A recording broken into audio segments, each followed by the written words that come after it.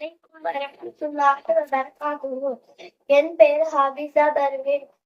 நான் மனவாநகர் கிளை.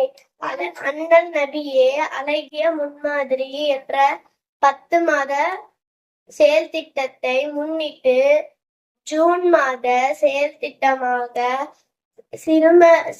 சிறுவர்கள் தோழர் நபிகள் நாயகம் ஸல்லல்லாஹு அலைஹி வஸல்லம் அவர்கள்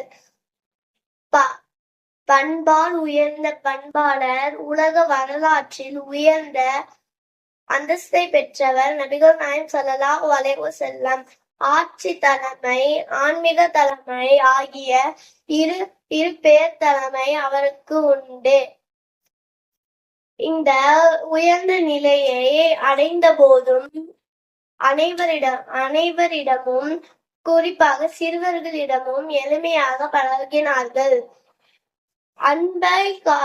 அன்பு காட்டும் பண்பு வேண்டும்.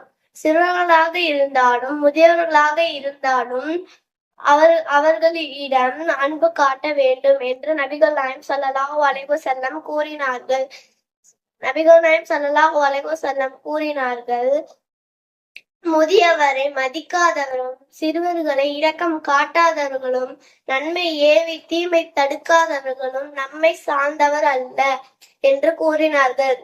நூல் அபுதாத் 4943. அஸ்ஸலாமு அலைக்கும் வரஹ்மத்துல்லாஹி வபரகாத்துஹு.